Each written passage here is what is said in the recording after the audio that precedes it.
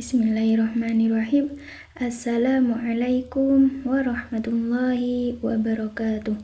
Alhamdulillahirrabbilalamin. Assalatu wassalamu ala asrafil anbiya'i wal mursalin Sayyidina Muhammadin wa ala alihi wa sahbihi ajma'in. Amma ba'du. Yang saya hormati Bapak dosen pengampu mata kuliah Tahsinul Qiraah, yakni Bapak Fikri Farihin MPDI, sekaligus teman-teman mahasiswa yang saya banggakan. Langsung saja, saya atas nama Irodatul Jannah, Prodi Pendidikan Agama Islam Fakultas Tarbiyah dari semester 7 Institut Agama Islam Al-Qadiri Jember akan mempresentasikan tentang materi Ihfa bil Ma'nal Jadid. Baik, langsung saja. Adapun pembahasan yang akan saya bahas yaitu yang pertama tentang pengertian Ihfa bil Ma'nal Jadid, yang kedua tentang huruf-huruf Ihfa bil Ma'nal Jadid, yang ketiga contoh-contoh bacaan Ihfa bil Ma'nal Jadid, dan yang terakhir yaitu cara membaca Ihfa bil Ma'nal Jadid. Baik, yang pertama yaitu tentang pengertian Ihfa bil Ma'nal Jadid. Nah, secara bahasa, Ihfa adalah samar atau sembunyi. Adapun secara istilahnya, menyamarkan bunyi nun sukun atau tanwin antara idhar dan idgham yang disertai dengung yang condong pada huruf depannya tanpa tasydid dengan gunnah pada huruf awal, kira-kira itu 2 harokat. Nah, contoh huruf Ihfa ada 15 diantaranya dalam lafaz, dikumpulkan dalam lafaz sifdasana kam jada syahsun qad sama dum thayyiban zidfin tu qadok dolima. Nah, bacaan Ihfa di sini dibagi menjadi 3 tingkatan. Yang pertama ada Ihfa a'la atau paling tinggi, yang kedua ada Ihfa adna paling rendah, yang ketiga ada Ihfa ausat atau tengah-tengah. Nah, Ihfa a'la di sini yaitu bacaan Ihfa yang lebih lama gunnahnya apabila ada nun sukun atau tanwin bertemu dengan huruf ta, dal, dan to. Yang kedua yaitu Ihfa adna atau paling rendah, adalah bacaan Ihfa-nya lebih pendek dari gunnahnya. Nah, apabila ada nun sukun dan tanwin bertemu huruf qaf dan kaf.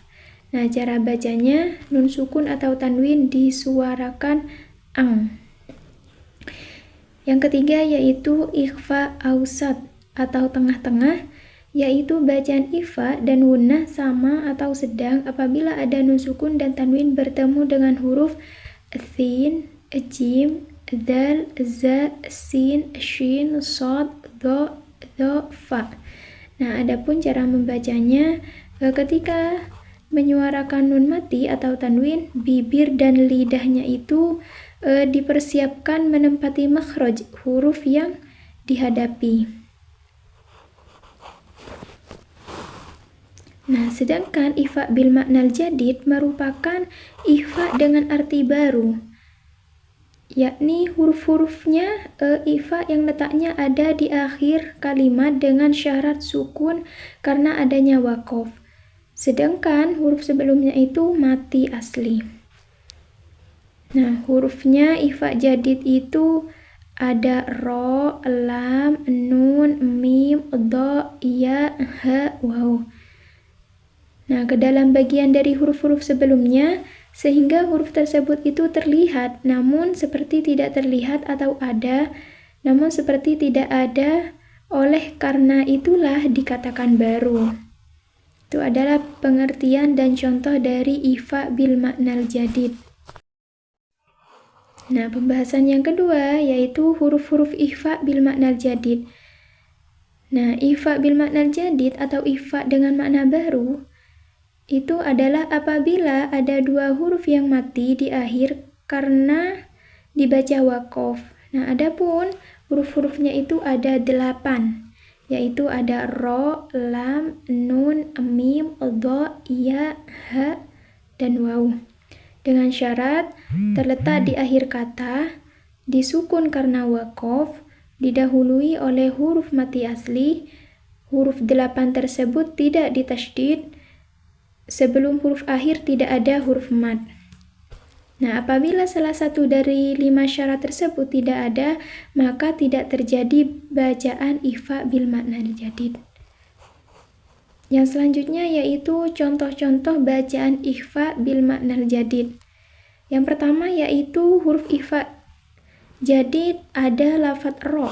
Contohnya wal asri.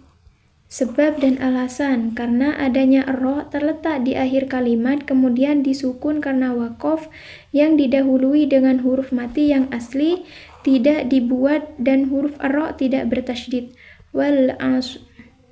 Itu adalah contoh yang pertama. Kemudian yang kedua ada huruf lam. Contohnya liyaumil fasl. Sebab dan alasannya karena adanya lam yang terletak di akhir kalimat kemudian disukunkan karena wakof yang didahului dengan huruf mati yang asli tidak dibuat dan huruf lamnya itu tidak bertasydid. Yang ketiga yaitu ada nun. Contohnya wa yaqbil. Adapun sebab dan alasannya karena adanya nun yang terletak di akhir kalimat kemudian itu disukunkan karena wakof yang didahului dengan huruf mati yang asli tidak dibuat dan huruf nunnya itu tidak bertasydid. Itu adalah sebab dan alasannya. Yang keempat yaitu ada huruf mim. Contohnya summum buk. Sebab dan alasannya karena adanya mim terletak di akhir kalimat kemudian disukun karena wakof yang didahului dengan huruf mati yang asli tidak dibuat dan huruf mimnya itu tidak bertasydid. Lanjut huruf yang kelima yaitu ada do. Contohnya lakumul ar. Adapun alasan dan sebabnya karena adanya do terletak di akhir kalimat kemudian disukun karena wakof yang didahului dengan huruf mati yang asli tidak dibuat dan huruf do-nya itu tidak bertasydid. Yang selanjutnya yaitu ada huruf iya. Contohnya lafadz nahnu nuhyi. Sebab alasannya karena adanya iya terletak di akhir kalimat kemudian disukun karena wakof yang didahului dengan huruf mati yang asli tidak dibuat dan huruf iya-nya itu tidak bertasydid. Itu adalah huruf-huruf dan contohnya bacaan ikhfa bil makna jadid. Nah, pembahasan yang terakhir yaitu cara membaca ikhfa bil makna jadid. Nah, dari contoh-contoh di atas yang sudah saya contohkan, maka akan timbul sebuah pertanyaan, bagaimana hal itu bisa terjadi dan dinamakan ikhfa jadid? Jawabannya itu yakni mengacu pada pengertian dari ikhfa jadid yang termasuk dan memenuhi syarat-syarat ikhfa jadid. Nah, cara membacanya dengan menyamarkan atau mengisyaratkan huruf terakhir, yakni mengucapkan dengan lirih hampir tidak terdengar meskipun itu diucapkan dengan lisan. Baik, mungkin hanya itu yang dapat saya sampaikan. Kurang lebihnya mohon maaf. Semoga apa yang telah saya sampaikan tentang materi ikhfa bil makna jadid bisa bermanfaat bagi kita semua. Saya akhiri. Assalamualaikum warahmatullahi wabarakatuh.